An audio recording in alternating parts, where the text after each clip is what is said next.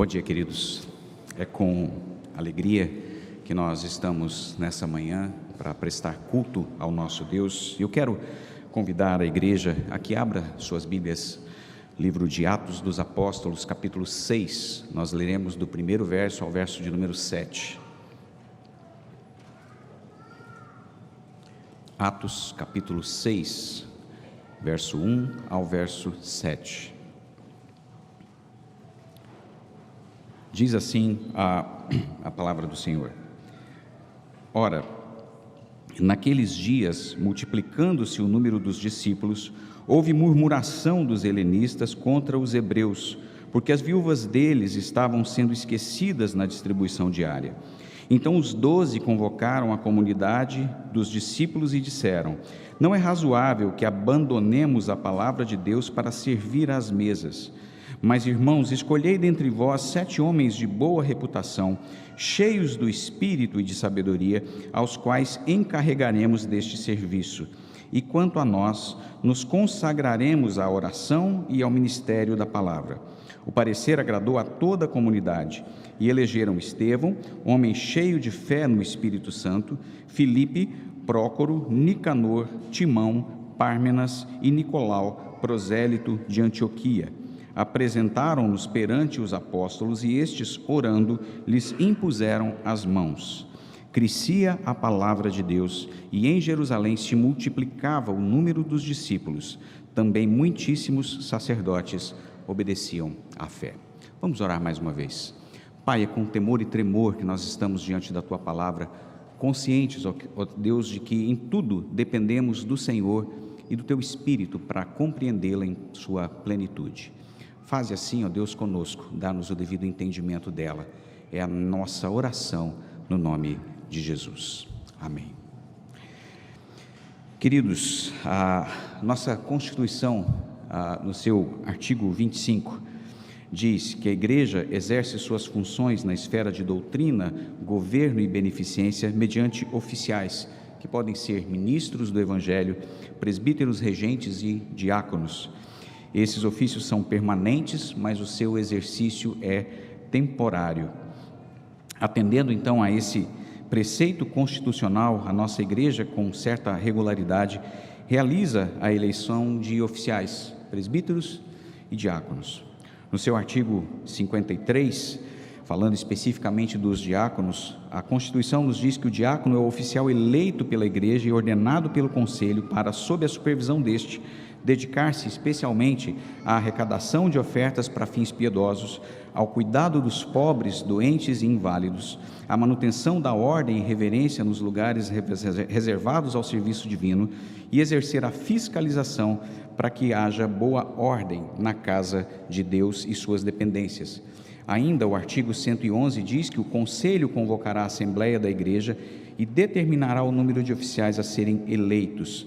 E o pastor, com antecedência de ao menos 30 dias, instruirá a igreja a respeito das qualidades que deve possuir o escolhido para desempenhar esse ofício. Nesse sentido, a escolha desse texto de Atos, no seu capítulo 6, versos 1 a 7, vem ao encontro exatamente dessa necessidade de instrução da igreja por ocasião dessa assembleia que ocorrerá daqui a alguns dias. O livro de Atos, nesse capítulo, serve exatamente para esse fim, e o livro tem, na verdade, uma narrativa bastante interessante, e o esboço do livro de Atos como um todo, ele nos dá a ideia de aproximadamente 6 painéis ou 6 cenários ao longo do capítulo 1 até o capítulo de número 28, em que esses cenários dão a ideia de um movimento para frente da igreja primitiva. Esses painéis são intercalados por um pequeno resumo que parece fazer uma pausa para que um determinado cenário ou um determinado painel se encerre e a narrativa se inicie numa outra direção logo em seguida. E nós vemos, na verdade, ao final de cada um desses painéis, versos ou pequenos trechos que dão a ideia dessa pausa ou dessa interrupção da narrativa numa direção, indo em direção a outro caminho. Nós vemos no capítulo 6, verso 7, que nós acabamos de ler, o texto dizer: crescia a palavra de Deus e em Jerusalém se multiplicava o número dos discípulos, também muitíssimos sacerdotes obedeciam à fé. Capítulo 9, verso 31, diz que a igreja, na verdade, tinha paz por toda a Judéia, Galiléia e Samaria, edificando-se e caminhando no temor do Senhor e no conforto do Espírito Santo, crescia em número. Capítulo 12, verso 24, diz que, entretanto, a palavra do Senhor crescia e se multiplicava. Capítulo 16, verso 5, diz: assim as igrejas eram fortalecidas na fé, dia a dia aumentavam em número. E por fim, no capítulo 19, verso 20, diz que a palavra do Senhor crescia e prevalecia poderosamente. De modo que o livro de Atos narra em seu início os primórdios da igreja cristã ou da igreja primitiva. Narra a ascensão de Jesus, a vida de oração dos discípulos, a escolha de Matias, a descida do Espírito Santo no Pentecostes, os milhares de convertidos, os milagres feitos pelos apóstolos, a sua prisão e a sua perseguição, a perseverança da igreja em oração e o modo de vida daquela comunidade. Apesar de que são relatados nesse início também alguns pecados, como o de Ananias e Safira, no capítulo 5, e a murmuração dos helenistas, no verso 1 do capítulo 6. Logo em seguida a esse texto, nós vemos Estevão sendo preso e morto, e a igreja então sendo perseguida e dispersa pela Judéia e por Samaria. O contexto histórico desse livro de Atos mostra exatamente como era a vida dos convertidos e a transição de uma igreja primeiramente judaica ou petrina, centrada basicamente no ministério do apóstolo Pedro, uma transição para uma igreja gentílica e mais paulina, centrada ou apontando ali mais para o ministério de Paulo. Isso ajuda a entender um pouquinho o contexto dessa murmuração dos helenistas, que eram na verdade judeus que falavam o idioma grego e que estavam ali vivendo em Jerusalém. Por outro lado, nós não podemos nos esquecer que o livro de Atos é a história do povo de Deus e que é Ele próprio quem a conduz por meio do seu Espírito Santo. A história começa lá em Jesus, nos Evangelhos, e prossegue para o ministério do Espírito Santo em Atos. Tudo isso em continuidade com a história do povo de Deus, iniciada no Antigo Testamento. Nós vemos outras citações a respeito dos diáconos, quando Paulo fala aos Filipenses no seu capítulo 1, verso 1, e também quando ele dá instrução a Timóteo a respeito da escolha destes oficiais na sua primeira carta a Timóteo, no capítulo 3, versos 8 a 13, quando ele diz: semelhantemente quanto aos diáconos, é necessário que sejam respeitáveis, de uma só palavra, não inclinados a muito vinho e não cobiçosos de sorte da ganância, conservando o ministério da fé com a consciência limpa. Também sejam estes primeiramente experimentados e, se mostrarem irrepreensíveis, exerçam o diaconato. Da mesma sorte, quanto a mulheres, é necessário que sejam elas respeitáveis, não maldizentes, temperantes e fiéis em tudo. O diácono seja marido de uma só mulher e governe bem seus filhos e a própria casa, pois os que desempenharem bem o diaconato alcançam para si mesmos justa preeminência e muita intrepidez na fé em Cristo Jesus. Dito isso, queridos, eu tenho basicamente um objetivo com os irmãos nesta manhã, que é demonstrar como a instituição do serviço diaconal e a organização interna da igreja naquele contexto contribuiu para o crescimento dela e para a expansão do Evangelho de Cristo Jesus. Nós podemos organizar a estrutura desse texto em basicamente 4 pontos. No verso 1, a identificação de um problema ocorrendo na igreja primitiva. Versos 2 a 4, a atitude dos apóstolos de propor uma solução para o problema. Versos 5 e 6, o cumprimento da proposição que foi elaborada. E no verso 7, a consequência disso para a igreja. Então vamos caminhar. O verso 1 diz que naqueles dias, multiplicando-se o número dos discípulos, houve murmuração dos helenistas contra os hebreus, porque as viúvas deles estavam sendo esquecidas na distribuição diária. O texto diz, no seu início do versículo 1, a expressão multiplicando-se. E quando a gente vai no original, no grego, a ideia aqui é de que a voz do verbo é uma voz passiva. É como se estivesse o texto dizendo assim: ora, sendo multiplicado o número dos discípulos. Isso implica num agente multiplicador, que, como nós vamos ver posteriormente, é o próprio Espírito Santo de Deus. E de onde que vem essa expressão diaconia ou diaconato? Exatamente da palavra que encontra-se no verso 1, que é a palavra distribuição. No grego é exatamente o termo diaconia.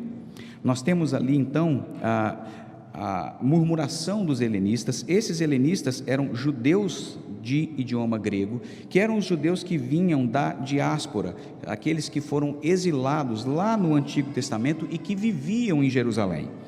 Muitos deles, quando chegavam a Jerusalém, já eram de idade avançada e morriam ali em Jerusalém mesmo. E as suas viúvas, por consequência, não tinham meios regulares de sustento. Por isso elas precisavam ser assistidas pela igreja primitiva. E dá para perceber exatamente que esse sustento requeria um esforço financeiro significativo por parte dessa igreja em Jerusalém. Esses helenistas também tinham a sua própria sinagoga, como nós vamos ver no capítulo 6, verso 9, e que tinha como membros Estevão, que é citado aqui, e os outros 6 diáconos que foram eleitos. O verso 2 diz que os 12 apóstolos convocaram a comunidade dos discípulos e disseram: não é razoável que nós abandonemos a palavra de Deus para servir à mesa. É interessante perceber aqui a pronta resposta das autoridades da igreja frente a um problema que surgiu naquela situação. Os 12 apóstolos convocaram uma assembleia.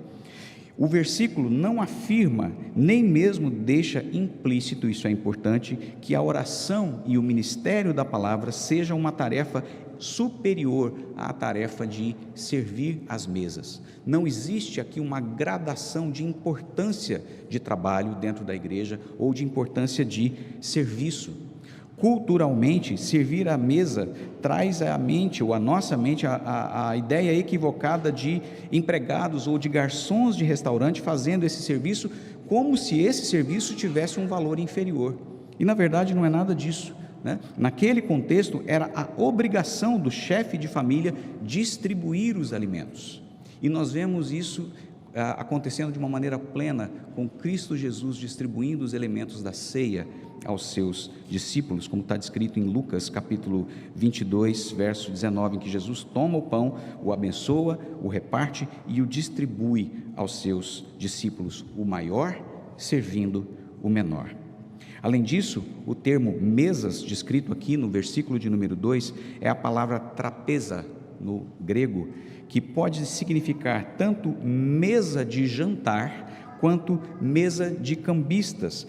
Marcos capítulo 11, verso 15, quando Jesus expulsa os vendilhões do templo, o termo mesa de cambistas ali é a mesma palavra no original no grego, é trapeza, e também pode significar banco, instituição bancária. Lucas capítulo 19, verso 23, usa essa expressão com esse mesmo sentido.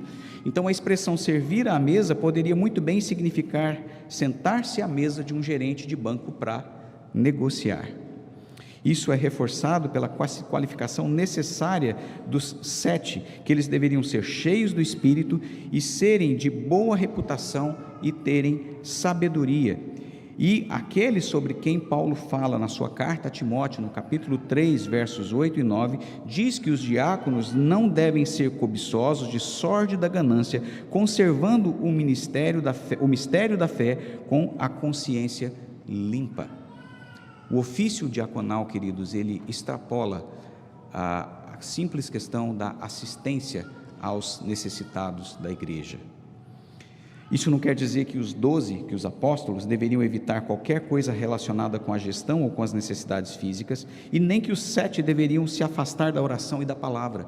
Se a gente der uma lida na sequência do texto, a gente vai ver que nos capítulos 7 e 8, Lucas narra exatamente sobre Estevão e Filipe exercendo o ministério da palavra. Verso de número 3 diz que os apóstolos disseram: irmãos, escolhei dentre vós 7 homens de boa reputação, cheios do Espírito e de sabedoria, aos quais encarregaremos desse serviço. Lucas nos dá aqui as referências para o que os homens pudessem, ou desses homens, para que eles pudessem exercer esse ofício dentro da igreja. Eles deveriam ter boa reputação e plenitude do Espírito. Ele enfatiza aqui também a necessidade ou a autoridade da Assembleia para eleger ou escolher homens para servir a igreja, e essa Assembleia é usada por Deus para fazer a sua vontade. Além disso, mais uma vez, a palavra usada aqui no grego, no verso 3, para serviço, é a palavra kreia, que pode significar tanto necessidade ou carência, como também responsabilidade ou negócio. Verso de número 4 diz que os apóstolos falaram sobre si: quanto a nós nos consagraremos à oração e ao ministério da palavra. Consagrar aqui, queridos, não tem a ideia de dedicar-se exclusivamente a proposta dos apóstolos não era que eles iriam na verdade viver num mundo recluso, em que eles se alienariam do mundo à sua volta e ficariam simplesmente por conta de orar e de estudar a Bíblia. Não é isso. A ideia da palavra grega aqui no original é de que eles deveriam estar em constante prontidão para alguém ou servir constantemente, de modo que não apenas os diáconos, mas os presbíteros devem ser aqueles que estão sempre prontos a servir a igreja. Verso de número 5 diz que o parecer agradou a toda a comunidade e eles elegeram a esses 7 homens: Estevão, Filipe, Prócoro, Nicanor, Timão, Pármenas e Nicolau. Esses 7 homens foram eleitos pela assembleia daquela igreja, né? É interessante que todos esses nomes eram nomes gregos, exatamente reforçando a ideia de que eles estavam sendo escolhidos para atender aos helenistas, para que as suas viúvas não ficassem esquecidas.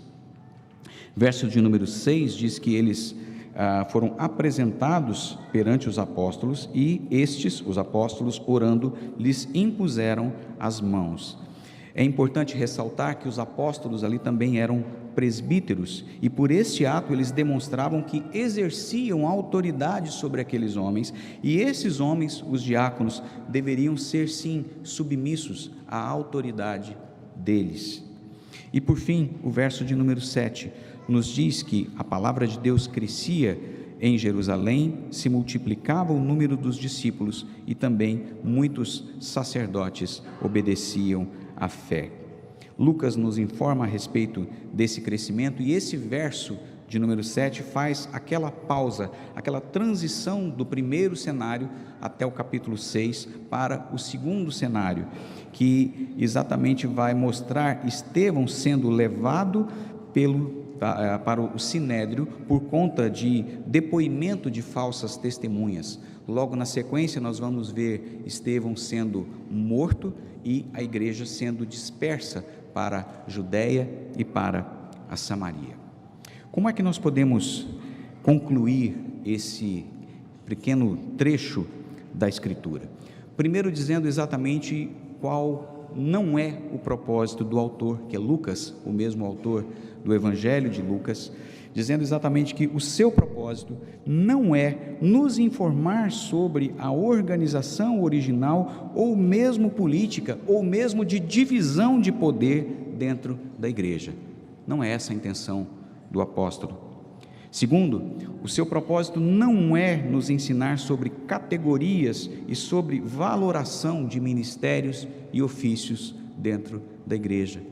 Como já vimos, um ofício não é superior ou inferior ao outro. E embora o texto nos mostre quando e como foram instituídos os diáconos, e nós podemos nos valer desse modelo e extrair dali lições preciosas para nós, a ênfase do autor, queridos, é montar o cenário para a primeira expansão da igreja para fora de Jerusalém. Lembrem-se que a partir do verso de número 7 e o verso 8 mostram exatamente a igreja começando a ser perseguida e ocorre a saída, ocorre na verdade a migração, a expansão da igreja para fora de Jerusalém, para a Judéia e para Samaria. Então nós devemos ler e interpretar esse texto tendo sempre em mente o crescimento da igreja primitiva e o avanço do evangelho do nosso Senhor e Salvador Jesus Cristo. É o movimento para frente de que trata o livro de Atos. O ministério de Jesus teve um tempo limitado aqui na terra. Ele o exerceu por aproximadamente 3 anos, ele fez muitos milagres, curou muitos enfermos, expulsou demônios e evangelizou a muitos. No entanto, o alcance direto do ministério de Jesus era limitado pelo tempo e pelo espaço geográfico. O próprio Senhor Jesus disse aos seus discípulos em João, no capítulo 14, verso de número 12, que aquele que cresce nele faria as obras que ele fez e outras maiores, porque ele iria para junto do Pai. Jesus tinha certeza que o seu tempo de ministério aqui na terra era um tempo curto, um tempo limitado. Ora, os discípulos diretos de Jesus formavam a igreja primitiva e essa deveria crescer como de fato cresceu. E o Senhor Jesus, respondendo a eles, afirmou que eles receberiam poder ao descer sobre eles o Espírito Santo e eles seriam suas testemunhas, aonde? Em Jerusalém, na Judéia e em Samaria e até os confins da terra, como diz o próprio livro de Atos no seu capítulo 1, verso de número 8. Então nós observamos aqui com muita clareza a ação do Espírito Santo, e é Ele quem nos capacita a testemunhar, e é Ele quem conduz a história da igreja. O verso 1 e o verso 7 tem o termo multiplicar, como eu disse, na voz passiva. O agente multiplicador é o Espírito Santo de Deus, que age na vida da igreja e a capacita a crescer e a capacita a expandir o evangelho do nosso Senhor Jesus Cristo. A igreja, portanto, deve anunciar o evangelho, sendo capacitada por ele e expandindo assim o reino de Deus sobre a terra. Como é que nós podemos aplicar esse texto para a nossa vida hoje, no nosso dia a dia? Primeiro, queridos, o texto nos dá claramente o perfil dos homens a serem escolhidos como diáconos. Estejam atentos a isso no dia da eleição. Nós apresentaremos aqui os candidatos a oficiais como diáconos, também como presbíteros, mas como estamos falando especificamente dos diáconos, nós vamos dar as instruções sobre isso. Devem ser homens de boa reputação e cheios do Espírito Santo. Nós devemos seguir esse critério para escolhermos os nossos diáconos durante a eleição na assembleia que irá fazê-lo.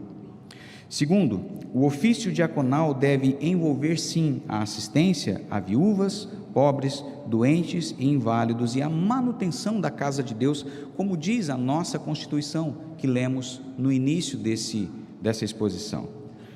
Agora, pessoalmente, e quando eu digo pessoalmente, não quer dizer que eu estou tirando a ideia da minha cabeça, né? Quando eu digo pessoalmente, é o entendimento que eu tenho da Escritura, aquilo que o Senhor colocou no meu coração. À luz dessa mesma Escritura, eu creio também que os diáconos devem cuidar de toda a parte administrativa da igreja, deixando que os presbíteros cuidem dos assuntos pastorais, a oração e o ministério da palavra. Esse é o entendimento que eu tenho da Escritura. Todos nós, queridos, somos embaixadores de Cristo, e os nossos dons e talentos, bem como o nosso ministério eclesiástico, deve servir a esse propósito soberano, refletindo o caráter de Cristo e servindo assim de exemplo para o crescimento da igreja. Nem todos aqui vão se dispor a serem oficiais, a serem presbíteros ou diáconos, mas todos nós devemos servir ao Senhor Jesus, servindo a sua igreja. E não importa se você é ou se você pretende ser um oficial, ou um músico, ou um professor na escola dominical, nosso serviço cristão deve sempre primar por atender aos interesses do reino e não aos nossos interesses. Nós devemos nos esmerar em contribuir, assim, para o crescimento da igreja e para a expansão do Evangelho do nosso Senhor Jesus Cristo. Que Deus assim nos dê o devido entendimento da sua palavra e possa aplicá-la no coração de cada um de nós. Vamos orar mais uma vez. Pai, obrigado porque o Senhor fala ao nosso coração. Obrigado, ó Deus, porque a tua palavra é viva e eficaz. E obrigado porque o teu Espírito Santo nos instrui mediante essa palavra. Que Ele mesmo, ó Deus, possa aplicá-la aos nossos corações, que Ele mesmo, ó Deus, possa nos capacitar a cumpri-la com zelo, com fidelidade e com temor ao teu santo nome. É a nossa oração, ó Deus, no nome de Jesus. Amém.